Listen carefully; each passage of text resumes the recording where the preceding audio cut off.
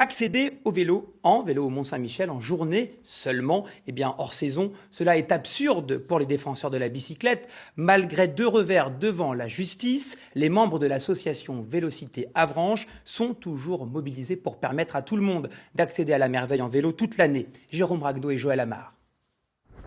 Au Mont-Saint-Michel comme ailleurs, le froid est polaire et les températures toujours négatives. Mais pas de quoi décourager les défenseurs du vélo.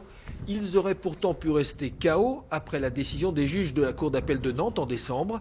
La justice valide en effet l'arrêté en vigueur depuis 3 ans qui interdit aux 2 roues de se rendre au pied du mont entre le 1er mai et le 30 septembre, après 10 h le matin et jusqu'à 18 h. Cela fait 8 ans pourtant que les amoureux de la petite reine ont engagé leur combat. À 7 reprises, de grands rassemblements annuels ont été organisés pour faire avancer leur cause. Certes, la justice cette fois ne les a pas suivis, mais le bilan de leur action n'est pas négatif selon eux.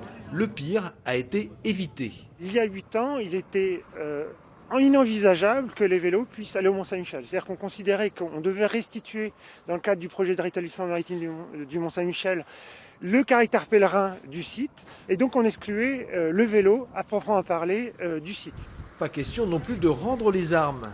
L'objectif demeure, obtenir le droit de circuler jusqu'au rempart toute l'année, mis à part juillet et août trop fréquentés. Le mieux, plaide l'association, serait de tester afin de décider en connaissance de cause.